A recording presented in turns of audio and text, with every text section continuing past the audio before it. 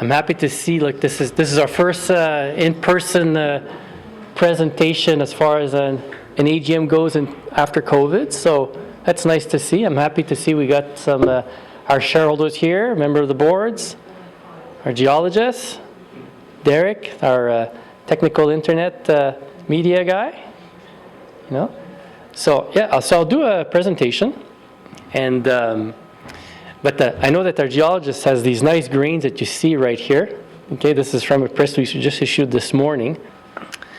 I'll start the presentation. Some of these things you might have seen before, but it's always nice to review. Disclaimer.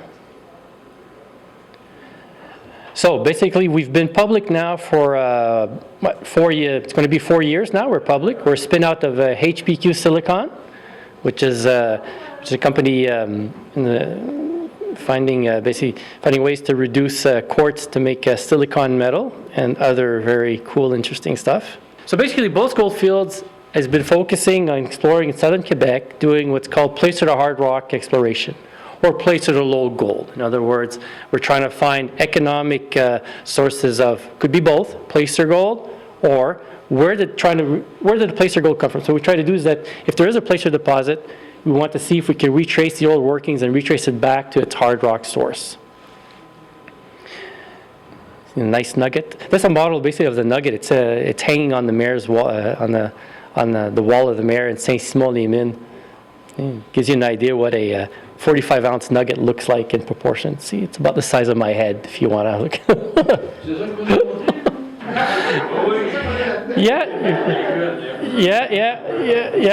Maybe if we glue them all together, right? Maybe, So again, what's peculiar about what we're working with in the Beauce is that Beauce is it's a placer gold district, and there's a few of those out in Canada, but the most major placer gold districts we have in Canada, of course, is the famous Klondike, where there's a famous Klondike gold rush. A bit lesser known, but very important, is the Caribou district in BC, and the Beauce, where we are, which is about an hour's south of Quebec City. Now, what's been special the last 10 years or so is that all these placer deposits, including the Beauce, were basically, once the gold rush has been done, they were out of sight, out of mind. Nobody paid much attention to them. For the simple reason is that, well, they've never found a source of where this placer gold comes from, so it's not worth looking at. Well, that all changed about 10 years ago in the Klondike, when there was a prospector, a mushroom picker / prospector, Sean Ryan. He was looking at old historical documents, and he found the writings of an old prospector from the time of the gold rush, describing a quartz vein he saw in the Klondike. So he was interested, and he found this. And this quartz vein turned out to be a big gold deposit called the white gold deposit, and that changed everything. Suddenly, majors were paying attention now to old placer gold deposits, because there's certain logic there. This gold came from somewhere. If you find from where it came from, you might hit into a big deposit. And also, there's a phenomenon which has been happening the last 30 years or so, is that the discovery of large deposits has been going on a downward trend. So in other words, big deposits are getting harder and harder to find. So you got to get more creative, and things that were ignored in the past, well, you should have a second look at it. So what happened in Canada with all the placer gold districts, as we see, the Klondike, well, all the majors rushed into basically in Yukon and partnered up with a junior like us to do basically very similar placer to hard rock exploration. And then same thing in Caribou, basically the Barkerville, which was bought out by Osisko, and the Beauce, which, as you can see, nobody bought us yet, or we haven't partnered with anybody, but it's a district that has been overlooked, just like the Klondike or the Caribou. This is a good map. It illustrates where we are exactly. So we're about an hour south. So Beauce project is about an hour south of Quebec City, and what you see here basically it's a gold district in two parts. Most of it was around the Beauce, the others in Megantic, and that's where. So I had the luxury of being one of the first comers in the area to grab probably the most prolific sites of the placer deposits and work from there. Now, why this is important? Again, in the Beauce, well, some of the largest nuggets in Canada came from the Beauce, many firsts. I mean, the Beauce had the first gold mining company in Canada, the first gold rush before the Klondike. There was placer mining that went on for 50 years nonstop at industrial level in the Beauce, where at one point there was 2,000 miners working there. And in the 1960s, there was another operation that went on. It was a dredging operation. This is a question I get asked often, it says, well, if there was all this gold there in the Beauce and Megantic, how come the area didn't become a Val d'Or? Or another, how come it didn't develop into a big mining camp, which should be still going on today? Well, it's what's called basically the biggest blunder in Canadian mining history. And it's just one of these weird facts that people don't know.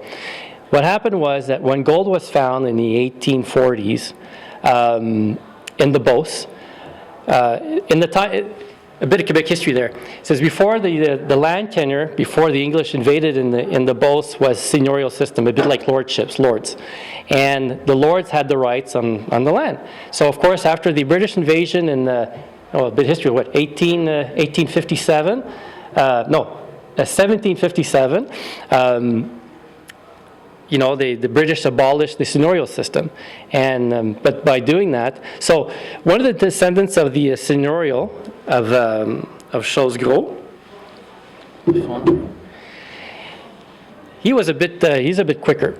So when gold was discovered in 1847, okay, Chose Gros, he was even though the seigneurial system was abolished, he was a third generation descendant of the seigneur. And so he was quick to think, saying, you know what, sure, we're not the lords anymore. We don't own the land. The land had to be given back to the inhabitants. So that's how, So, but you know what? I claim we still have rights to the resources, to the gold and silver in our land. So he went back to England, and he fought his case, and, they gave him patent rights, which means that even though he doesn't own the land anymore, it's all owned by the people there, they give him, you have the right for gold and silver. Now, by the time he comes back from England saying, hey, I got all the rights here, well, mining was happening in the Beauce. The farmers were mining the land, or they made deals with American companies, and it was well ahead, well advanced. And so he comes out of nowhere saying, wait, everybody stop, you now owe me 25% royalties. So everybody probably told him, no. So that created basically a legal battle that lasted 20 years in the courts. Now, here's the error, is that the court gave the descendant, Chose Gros, gave him reason. He gave him rights. They upheld his right. And that basically just killed, for almost 100 years, exploration in Quebec. Simple as that, Now, the Quebec government, seeing that this is a big mistake, we can't have every descendant of the past seigneurial system with the old seigneurial families come out and claim all the natural resources of Quebec. That's just not going to work. So that's where the first, again, another first for the area, that's where the first mining law was established in Quebec, which then all the other provinces in North America adopted the same thing. In other words, you know what? No. Natural resources doesn't belong to the landowner, it belongs to the state. And we'll give out mining rights, or today claims, for the right to the resources, to do exploration and to that. So that was adopted in Quebec and then everywhere else in North America, but here's a perverse effect, is that there was a standstill that happened in Southern Quebec. So it was only in 1985, which is fairly recent if you can history, it was only in 1985 that the Quebec government took back mineral rights in Southern Quebec and made the area available for claiming. That's it. So that's why, so that created basically a stagnation of, exploration companies for almost 100 years couldn't take claims to do exploration, but even though there was mineral showings everywhere. Interesting fact, but it's important to note. So, time flies. So in 1985, when this was lifted, there was a rush. There was a claiming rush in Southern Quebec. Small and major exploration companies were there, all the way to Noranda, Phelps Dodge. And then gold fell out of favor. It stopped. .com. Time flies, and here we are. It's weird, but it's as simple as that. So again, the geology in the area, it's considered relatively young geology, and it's important to know because even though most of all in Canada, a lot of the major mines have been discovered, has always been more in the north, Canadian Shield, the Grenville, and that. But this is different. This is a younger geology, and there's more attention being paid to that now, because this trend that you see here, that we have here, for example, the Humber to Dunwich, this goes basically all the way to Nova Scotia and even Newfoundland. And it's the same sort of very similar geology to what's being discovered in what's a new hot gold contest now in Newfoundland. Newfound Gold, which which did an amazing find and had a capitalization 2 years ago of $2 billion just for exploration. It's the same type of geology. So there's starting to be more and more interest of doing gold exploration in that type of geology, which basically follows the Appalachian trend pretty much. So in our Beauce property, again, we have a big block of mineral claims, of course, but something really peculiar which sets us apart is that we also own real estate. So we own real estate over the part which was historically mined in part, basically. And that gives us an advantage if ever we want to proceed to any exploitation or not only that, it's just what's the advantage is when I do exploration on the land that we own, we don't have to ask permission, we own the land. Just give you an overview of the Beauce Gold property here. Again, we're going back history here, 176 years. So it first started right here, this part of the Gilbert River and its tributary called the Giroux. So all this here started from, the heydays was 1860s, 1870s. And there's like 6 kilometers of tunnels here. So they mined placer gold for 50 years here, which basically is now considered depleted this section. And then this part, what you see here in orange is the placer gold channel. And this part, the eastern part of the channel was mined in the 1960s by this dredging operation. So again, this gives you an overview of Saint-Simon-des-Mines is right here. Placer channel is here. It goes for like about 6 kilometers, which goes outside this map range right here. And so just gives you a quick overview of this. So again, the placer gold that was mined in the 1800s, everybody thinks it's all this was panning done in rivers and artisanal type mining. No, it was that for just about like one summer, and then it quickly evolved fast. And then quickly there was thousands of men working there. And what they had to do is that the gold sits in a glacial till in a saprolite, which is just like 2 meters on top of the bedrock. So they had to dig shafts and tunnels in the thick glacial till overburden, which sometimes can go up to 40 meters deep. And they would just basically scrap, the first 2 meters, bring it up to surface, and wash it. So again, everybody thought it was just people panning in rivers. No, it's not what it was. The placer gold, the material was brought up to surface, and then it was washed using basically traditional gravity separation and water. So this is a type of mining that went on for basically more than 50 years, from the 1840s all the way down to just before World War I. 1910 actually was the last major operation. And then nothing happened for about 60 years. So it's funny, everything in this project seems to be happening in blocks of like 50 to 70 years. And if you do the timeline, we're right about there. So something's due to happen, right? So in the 1960s, instead of digging shafts and tunnels, they had another approach. They're going to do massive earthworks, just stripping, and then you floating a giant factory called a Yuba dredge, which basically dredges up the bottom and processes and does a gold separation on the boat itself, on the vessel. That was in the 60s. So again, a bit overview. As I said, the placer channel goes for over 6 kilometers. There is a historical gold deposit. We have to say historical because it hasn't been measured by us, but there's a historical gold estimate. And we do have a range here of 60 to 300,000 ounces. All that depends by the nugget effect, but I got more to say about this to explaining this. But it gives you an idea is that all past exploration companies, when the air became available for claiming again, so in the 70s, there was a rush by 2 companies that drilled it, measured it, and they had a gold resource there. But something special happened for us. We got really lucky.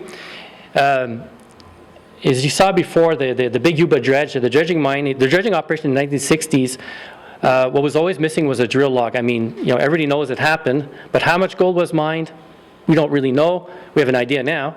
But of course they did, they had reason to spend, which today would be like, my God, about $100 million perhaps, in today's money, bringing this Yuba dredge all the way from Idaho and building it on site and the infrastructure. To justify this, of course, they did what everybody else did. They did their due diligence. They did drilling. So all we know they did the drilling. we know the estimate, they came up minimum with 100,000 ounces historical reserve estimate of the placer channel, but it's more than that, because they know that what you drill and what you mine when it comes to placer is really different, because you have a nugget effect, you have variable effect. So, we believe that's why we put a range from, what they say up to 6 times. Because why 6 times? Because if you compare the resource of where the Yuba dredge was dredging versus what we believe the production was, it was 6 times, that's why.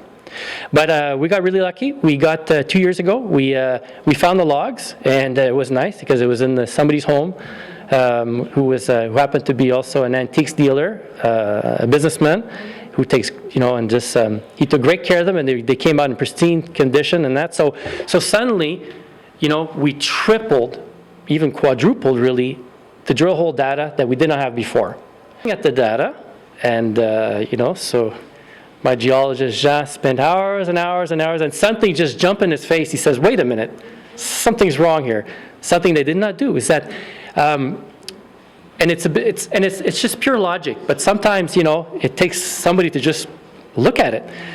So what we see is that even though they did all drilling, when you do overburden drilling for a placer, you drill a line, right? You want to cut the drill placer perpendicular so you have side profile, as you see there. Normally when you do drilling, if you hit gold in a drill hole, well, you always do another hole next to it to see if the trend continues. And as long as you find gold, well, you keep doing it. And if you don't find gold, well, okay, you do what you call you've closed the zone. That wasn't done, because when you look at and this even goes for the 1960s drilling.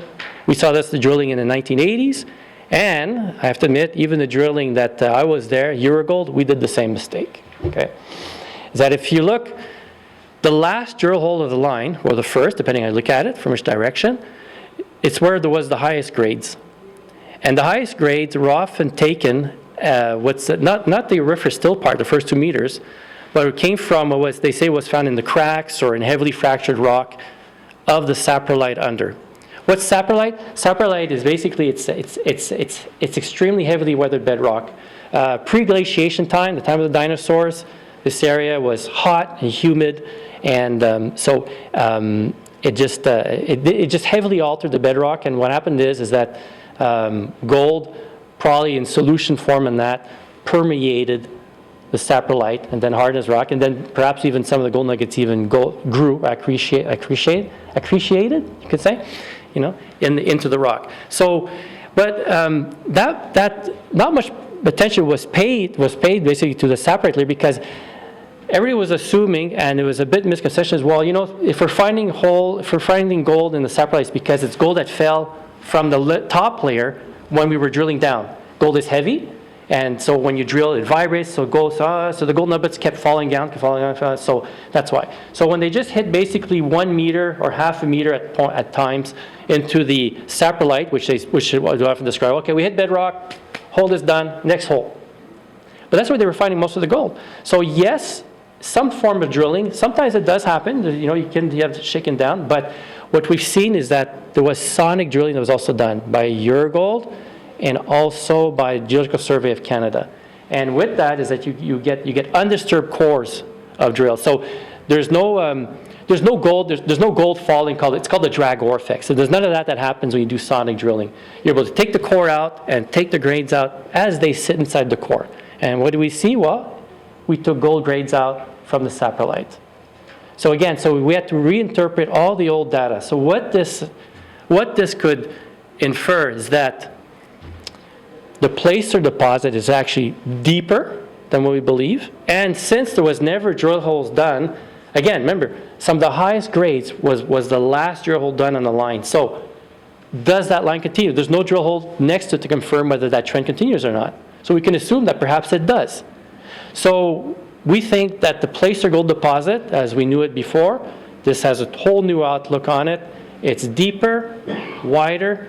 And when I say longer, it's because there's in the old calculations, people left out there was in the 1980s there was drill holes that was done, even 2 kilometers even further east, two road ranges down, and they still found gold. So we have to take another new look at this deposit. It could be much bigger, And it's not surprising, you know, people who follow this business, you know, where do you find a mine? Sometimes where there used to be another old mine. So it's not uncommon where you find a new reserve or a new extended of right where you were before, right? There was mining activity. So this might be the case right here, what we're seeing. So yeah, it's going to be worth re-examining this again. Tell you why you see this little map mining plan here is because the predecessor company that owned this, Euro Gold, which Bernard and I were involved with, we had the same idea. Wow, it's a placer deposit. Let's go measure it. Maybe we can mine it. You know, just like all the other companies before us did. This is nice, interesting. It's funny because this was done like Bernard, 10 years ago. The little number here is 2013. Oh, okay. Yeah. Huh? So what's nice is that. No, look, this comes into good use. So what's nice about this is that we had this was made by Genevar, which is now WSP, which is a major mining company. So they were mandated to do a scoping study for us, but it was never published. It was internal. So I can't say much about it because it's still historical. It was never published, but still, you know, we had the right idea there. So now it's maybe time to dust off that plan. And what's important to note is that in order for us to do a big hole, we want to do a big pit. Bernard. Well, also mentioned that the mining laws have now become easier. Yes, yeah. That was a hurdle we were having. Yeah. Just to be able to do, the idea there was to we wanted to measure basically the gold grade distribution to have a more accurate potential grade variability. So we wanted to make a big pit, and yeah, in order to do it, at the time, the Quebec Natural Resources Ministry says says no, we're not going to give you a permit to just dig a hole, because if you dig a hole, well, first of all, you have access to the gold. So no, if you get a mining lease as if you're an operating mine, then as a conditional, we'll let you do that. So you know what we did? We had the whole property. We had the environmental audit done. We went through the whole permitting process. Even the fisheries. I don't know why, but even we had to get that. So we even got we had to get an exemption from the CPTAQ, the Agriculture Commission, even though, as you can see, this has always been a mining property for like 170 years, but somebody took a big paintbrush and says, yeah, this is agriculture. So we still needed permission from that, the town, but you know what? We succeeded. We got all the certificates of authorization basically to go ahead to apply for a mining lease. So the ones that say it's impossible to have a placer mining operation in Quebec, false. We did it. And there was a lot of hurdles to do it back then. So it's very possible. So we have to look at that. And I can't say, but the numbers even back then were pretty good. I mean. Well, to say it, no, I can't say it. There's an old scoping study, but this was it was pretty good. Placer operations tend to be, yeah. The last time in Canada, the last time there was a major, not in Canada but North America, a major placer gold operation, as far as I know it, was the Valdez Creek by Cambior Mines in 1990.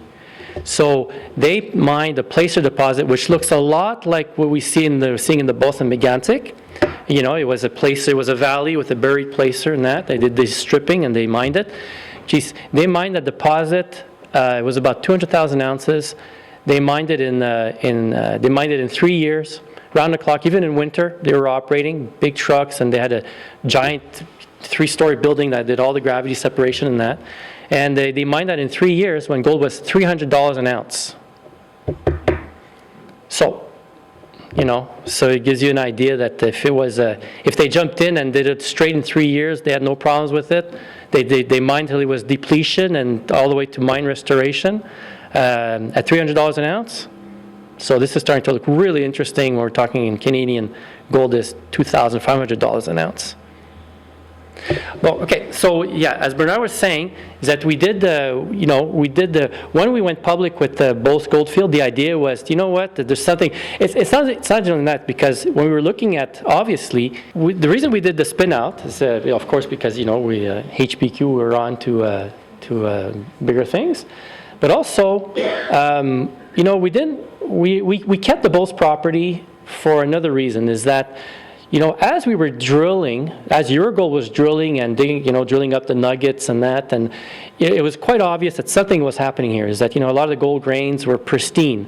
And it shows that there was little travel, and obviously that there's a source somewhere. This came from somewhere. Where did it come from? And when you look into that, it's when you see that there was it was sort of frustrating, but even though this place has been known for 150 years, and the placer and the nuggets has been studied and studied and studied, there's almost no information about what the geology of the geology that surrounds the placer deposit was virtually unknown. There was almost nothing. So there was no knowledge of, and it's weird because, you'd figure with the history there should have been like an army of geologists, especially from the universities or the ministry, to go in and try to solve the problem. Well, okay, what's happening here? Where did the gold come from? There was none of that. We had to do that ourselves. So, yeah, information was very scarce, and we had to do that, we had to get that information on our own. So we did. So we've been what we've been doing the past 4 years? Well, we did a lot of historical research. That part is fun, and as you could see, the old drilling, and there's documentation that goes back to the 1840s on this property. So there was a lot of fun information to go through, and we had a lot of insights just by looking over the old documents. So we did geophysics again, a basic thing which is always done everywhere around the world when you have a gold deposit or any mineral exploration. Geophysics. It was never done there. We did it. And it was great revelation. It's where we found out, there is a fault system. There's a major fault line which crosses the property. Very important structure. Secondly, we did like 50 trenches, hundreds of grab samples. In the trenches, we found some gold in bedrock, which again shows that the system does generate gold. And we did diamond drilling. And all that was really, we did diamond drilling basically right around and underneath the placer deposit, right around there. And the results were the geophysics that was done. It's something interesting about the gold. Again, it's funny. Gold is gold, yeah. But when we studied the golden grains that came out of the trenches versus the gold grains that was drilled in the placer deposit, well, gold is gold, but there's the same gold. What I mean by that is that they each contained about the same amount of silver. They had the same trace elements of the material that was surrounding the gold. So all this, in other words, that what was in the placer deposit obviously came from the father bedrock, which had the same characteristics. So again, that was the clincher proof that the source is somewhere nearby in the bedrock. Again, I explained, we did find gold in the bedrock. Not a lot of it. It's very scarce. We haven't found concentrations, but again, even though this sounds insignificant and we didn't hit anything great as far as rock sampling gold in it, it was the first time that there was evidence that there is gold in the bedrock system in the placer deposit. So this was an important milestone. Especially when we're talking about geoscience. It's done, and it's written in the textbook for that. Same thing is that, doing trenching, we also discovered that we started also by doing the trenches and studying, of course, the problem is that there's a thick glacial overburden, and so there's not a lot of outcropping bedrock. But in places there is, and where there isn't, and we dug trenches. And that gave us a good idea what's happening in the structure. So all that, basically, this is where our geologists believe what we have, basically the conceptual model what we have of what's happening in the Beauce. What we have here is the saddle reef formation, and those are special. And when there's a few mining operations around the world that have those, and the ones that have them tend to be sometimes big deposits have been found, like in Nova Scotia. I forgot the name of the project. The project, I forgot the name. There was a saddle reef in Nova Scotia. Anyways, they tend to be big deposits, very nuggety and that. But there you go. It gives you an idea. Is that what we see? What's happening is that there was what we call the folds here. Okay, antifolds, and in the crest of the antifolds, where the pressure started, that's where there was a concentration gold happened in quartz veins, and the pre-glacial erosion of these structures. Now, this is a simplified version, but there's a few of those. This is it. Gold was liberated, was downhill, and then glaciation was also basically going perpendicular to the placer channel. So the gold glacier accumulated down at the bottom of the valley, and then all this was covered up. And because glaciation movement was perpendicular to the valley, it just compacted in place the placer deposit instead of scouring it and bulldozing it all over the place for many kilometers. So this is a model that we believe is happening there. So now we know is that we got to find antiform outcrops, and we have. We found at least 4 important ones. And so that's where we're at. So people are wondering about, we did a funny little news back in June where we bought a property called the Grondin Showing. Why? Because the Grondin Showing is a great example, and it was all, just looking at it, you could see the nice dome in that. It was a textbook example of an axis of an antiform outcrop, and the prospector there, he sampled up to 14 grams per ton of gold, and we got up to about 1.5 grams, Jean? Okay? And, Jean saw some gold also, just by, looking at it and that. So it's a very interesting structure that we're going to go back and look at. But there you go. In one picture, this is what happened there in the Beauce, is that we have the placer gold channel here, up elevation, all this you see here is up elevation. It's hard to see here, but I can't zoom in, but all the major tributaries that feeds into the Gilbert River, these are all the pockets here at the big concentration of gold. The main one being, this is the Giroux Brook, the Giroux River. This is where you had the mining for 50 years of those tunnels that I was telling you about. The dredge, the Yuba dredge was dredging right here. Again, there's another tributary following here. And historical drilling in the 80s, again, which also we have the phenomenon where the saprolite is much deeper and wider, and where there was high up to 3 grams per cubic meter of gold. Again, is also fed by tributary here. So all the evidence points that yes, the gold did come from the north and northwest part of the placer channel. Pre-glacial erosion coming from these anticline structures right here. So we have 4 of them, and that's what we got to follow to, it'll be our exploration target for the hard rock or the source of the Beauce placer. So there you go. So the past year, but we haven't talked about Beauce the last year because we were concentrated on this sector right here. This is the other big group of claims that the last 3 years we've been building up, and we're really excited about this. The Megantic property. Again, as you saw the preview asked before, this is about 100 kilometers south of the Beauce Gold property, near the U.S. border, just south of the Megantic Mountain. Again, it's a simple observation. We found out is that there's a major fault line, the Bella fault line, which crosses everywhere there was some historical placer gold mining. Actually, outside the Beauce, the mining brook right here is probably the most important placer gold deposit, which was mined again in the 1800s. Amount of gold came out unknown, but to this day I still meet prospectors which come out gold nuggets, and it's really interesting. But still, everywhere there's placer gold showing in brooks, the rivers, or what was mined in the past, all follows the Bella fault line. So something's happening there. So that's where we took a big block of claims to see what's happening there. Again, a bit more detail. Interesting little, nice history to this is that this gold in the Southern Megantic is credited having discovered by Archianias, which was an Amérindien. How do we say that in English there? First Nation, native First Nation from the Abenaki Nation. He discovered gold there, and he's the one who was mining it. And we don't know much about him, but he's credited to have made the first gold discovery. So there's history there.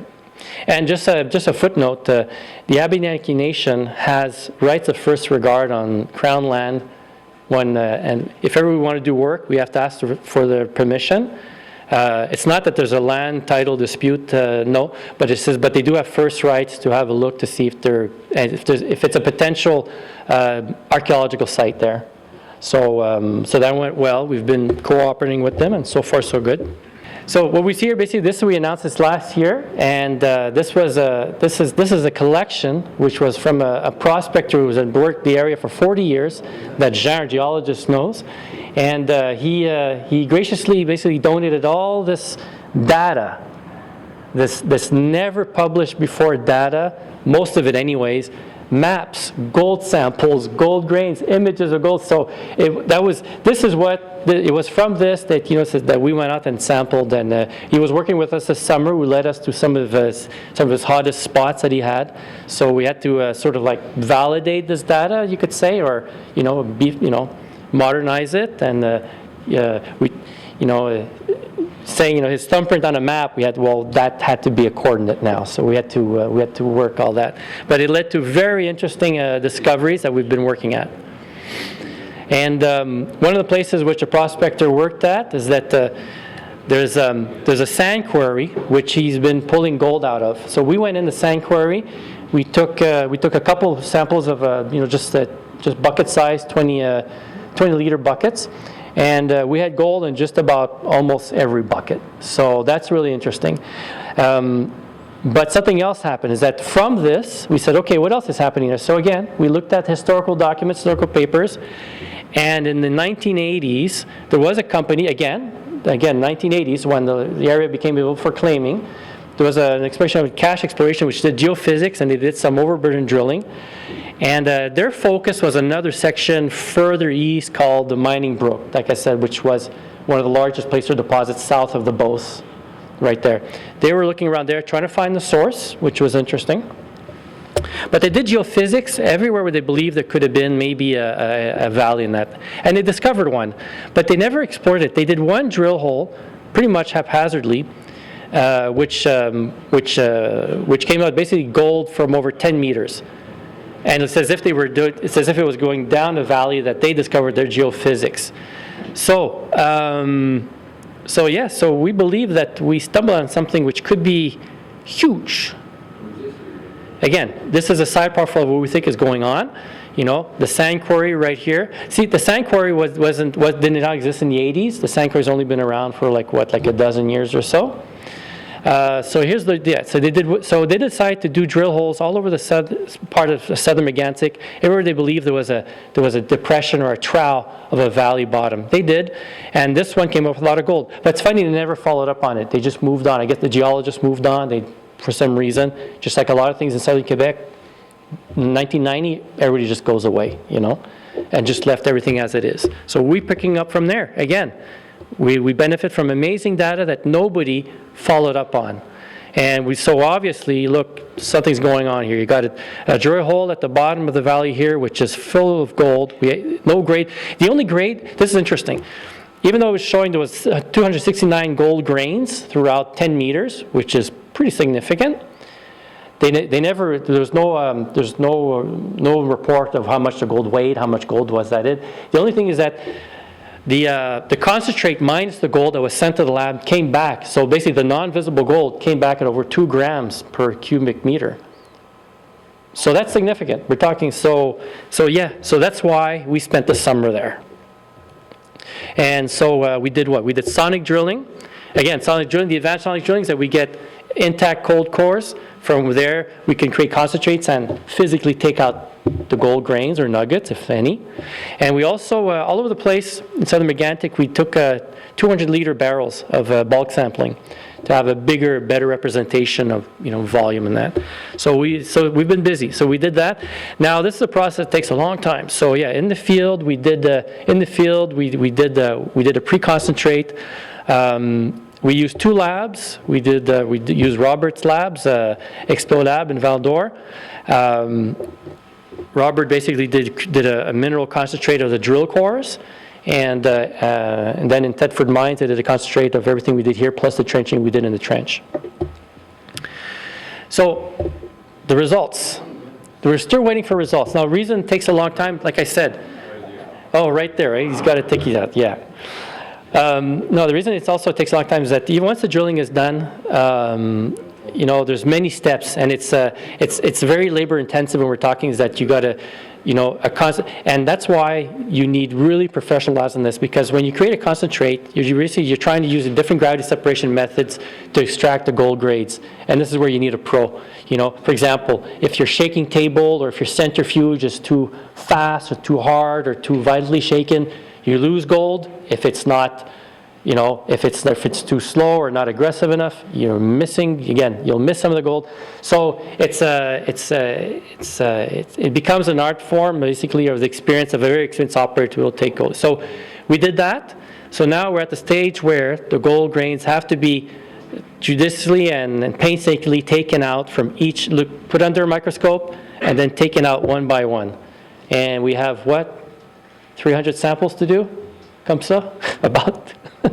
So that's a big job. There's 300. So anyways, but I asked, but still, yeah, there you go. It's always fun, you know. So we did, but I asked our geologists, look, can we at least put, a speed up, put forward at least what was found at the bottom, the floor of the quarry, and also other spots. And as you can see, this is what we announced this morning, just to say that we are finding gold. We're finding gold grains, well, they're not nugget size, they would have to be a bit bigger than that, but still, these are coarse, this is large grains, You're talking about, when you're talking grain size in millimeters, it's pretty considerable. But still, so far we are seeing gold everywhere. Here, to give you an example, this is the quarry, the picture you saw, the quarry with all the gold in it. So the grains that you just saw, we pulled out this morning, came from the floor. This is an advantage. Again, this quarry was dug up. The quarry dug up like almost 20 meters deep. So just by getting trenches, we got access to some of the bedrock. And it's from that layering we see, like a pre-glacial tertiary till, and the gold was stuck, which looks a lot like a saprolite with heavily fractured rock. And that's where we did dredging. In other words, because it fills up in water, so we just took sort of like a vacuum cleaner and just sucked it all up, and gold was coming from there.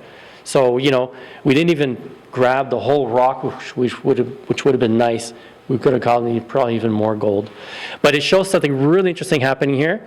Is that I'll shrink this a bit. This is the placer channel that we identified through geophysics in red right here.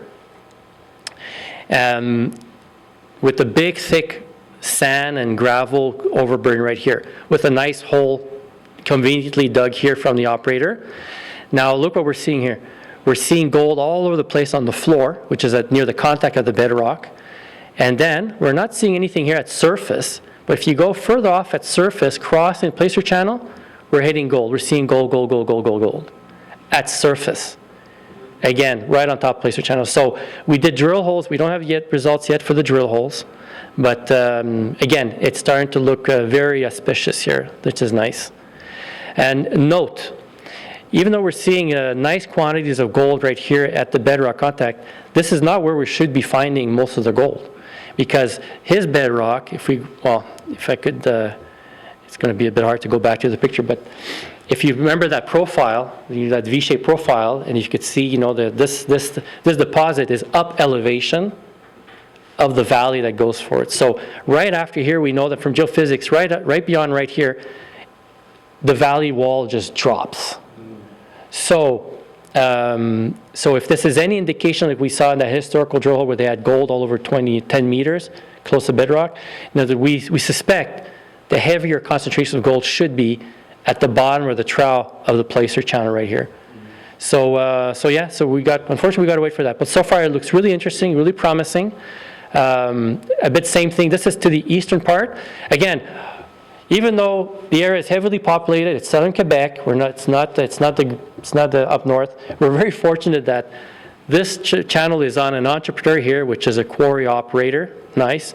And his neighbor is another big entrepreneur, which also owns another quarry next door. And north of us, right here, this is Crown land. So we're fortunate that we have access. We have access because it's Crown land, and we have access because we have two property owners, which are entrepreneurs, businessmen, and look, the guy's making money selling sand. So yeah, he's curious to know. So tell me how much gold is in my sand, and maybe this business model right there. As you can see, the dotted line you see around here, the circles. He got permission to expand his quarry. So as he works this summer, we'll probably have more access to find out what's happening here in the bedrock. So again, that's pretty neat. So that's the exciting news today, is that we're finding gold at the bottom of the pit here, which is an indication of what's happening in bedrock. at a high elevation. So we expect to have more gold going down slope at the bedrock contact, and we're seeing gold at the surface. What you see here, this was basically the excavation was just 6 meters. Was the shovel, the length of the shovel arm was 6 meters, so that's how far we can go. But still, we're seeing gold in the overburden at surface, which we don't see in the Beauce project in Saint-Simon-les-Mines. You know, most of the old burden, especially the top part, is fairly barren. You know, it's fairly barren. It's very, very sporadic gold, if any. Non, mais regarde, on attend encore des résultats. Ça va être intéressant. C'est un autre sablière gravière au nord, qui est la potée de Chassam. Donc, on a pris, regarde, c'est historique. C'est là le labo de Robert va trouver 10 grammes par mètre cube d'or dans cet échantillon. On avait échantillonné à l'est, on est retourné, puis on avait échantillonné à l'ouest parce que le dépôt de sable, il continuait à côté l'ouest. On n'avait rien eu, fait qu'on a mis ça de côté. Mais quand on a recruté le prospecteur, lui, il trouvait des beaux grains d'or dans le même dépôt à l'est. Fait qu'on est retourné, on a pris des échantillons, on attend les résultats de là. Ça, c'est pas mal cool. Ça, c'est à la frontière, juste au sud de... Regarde, la carrière d'Étienne est juste au nord ici, là, à peu près, quelques kilomètres au nord. Juste ici, regardez ça. Ici, c'est la Valley Pocket. Ça, c'est une chaîne de montagnes. Ça, c'est la frontière. Puis la montagne, elle fait un cul-de-sac ici. Puis, historiquement, le prospecteur a trouvé un paquet d'or ici. Puis on est retourné, on a pris beaucoup d'échantillons là-dedans aussi. C'est une place, il n'y a pas de maison, il n'y a pas rien. Je pense que c'est taille de la couronne, oublié, près de la frontière. Fait qu'il y a deux choses. Soit l'or est érodé, puis elle est descendue là-dedans, ou ça n'a pas l'air. C'est vrai, puisque la roche plus intéressante, elle est vraiment plus au nord.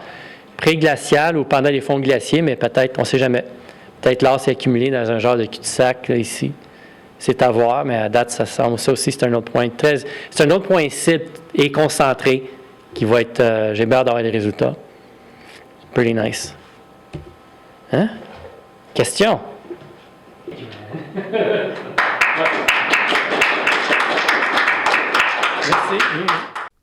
Thank you for watching this video. Beauce Gold Fields trades on the TSX Venture Exchange under the stock symbol BGF. For more in-depth information, you will find the link below to our website, and within the site, subscribe to our newsletter.